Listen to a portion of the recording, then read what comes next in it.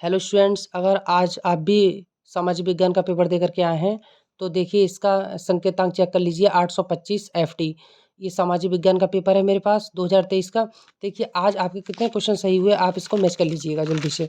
तो देखिए आज हम पहला क्वेश्चन है हमारा, निरंकुशवाद का तात्पर्य है। निरंकुशवाद का तात्पर्य है तो इसमें आपका बी वाला ऑप्शन जो है वो सही है, ये वाला ऑप्शन सही है, बी वाला। ऐसी शासन व्यवस्था जिसमें सत्ता पर किसी का अंकुश नहीं होता। ठीक, ये हो गया आपका क्लियर। तो अगर यदि आप दूसरा करके आए हैं तो आपको एक नंबर कंप्लीट मिल गया, ये आपका एक नंबर कंप्लीट हो गया। ये दूसरा क्वेश्चन है हमारा, उदारवाद से तात्पर्य है। उदारवाद से तात्पर्य है क्या है? व्यक्ति को स्वतंत्रता तथा कानून के समक्ष समानता। ये आपका एक नंबर हो गया। यदि आप करके आए ये वाला तो एक नंबर आपको और मिल गया। जलियांवाला बाग कांड में गोलियां किसने चलवाई?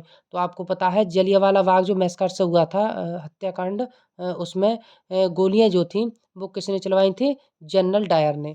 जनरल डायर यदि आपने लगाया है तो एक नंबर आपको और मिला। क्वेश्चन नंबर 4, जर्मनी के एकीकरण में प्रमुख भूमिका किसकी थी?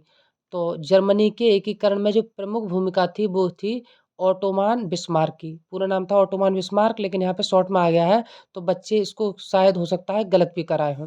तो यहाँ पे यदि आपने बिस्मार्क लगा दिया तो एक नंबर आपको और मिलाइए।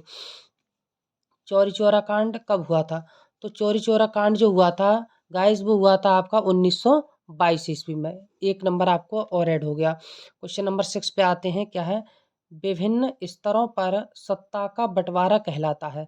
तो विभिन्न स्तरों पर सत्ता का बंटवारा कहलाता है, क्या कहलाता है?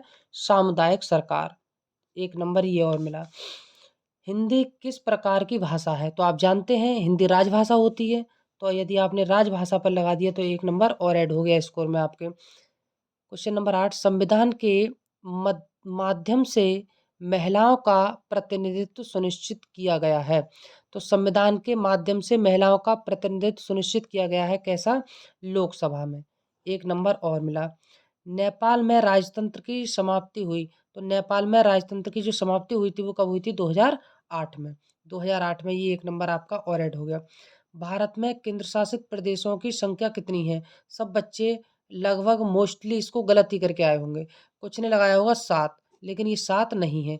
कितने हैं केंद्र शासित प्रदेशों की संख्या? अब 8 है। तो ये आपका सी वाला ऑप्शन सही है, तो इसमें 8 हो गया। अगला देखते हैं क्वेश्चन, हरा सोना निम्नलिखित में से किसे कहा जाता है? तो हरा सोना हरे पेड़ को कहा जाता है। जलमंडल का कितना प्रतिशत भाग समुद्री जल के रूप में उपलब्ध है?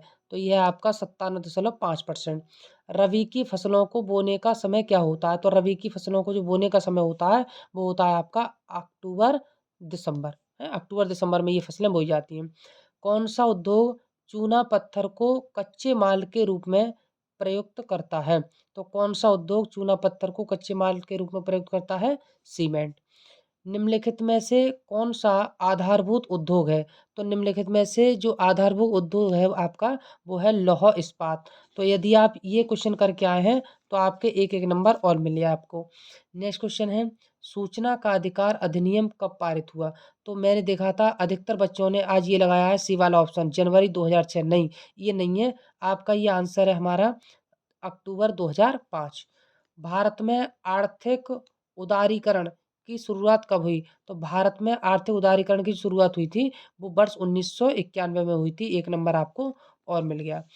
विकास का महत्वपूर्ण घटक है, ये तो बहुत ही क्वेश्चन सिंपल है, मैंने आपको दे दिया है ये HW में। कमेंट बॉक्स में से कमेंट करके बताइएगा कि विकास का महत्वपूर्ण घटक क्या है। आप समझ गए होंगे, आय है या राष्ट्रीय विकास है, क्या है, जो भी है वो आप बताएंगे।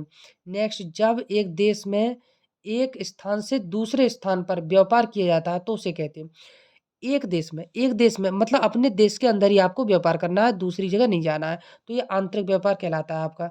शिशु मृत्यु अनुपात निकाला जाता है, ये आप कमेंट बॉक्स में बताएंगे। बहुत ही सिंपल क्वेश्चन है, नहीं आता है मैं इसको बताऊंगा आपके लिए।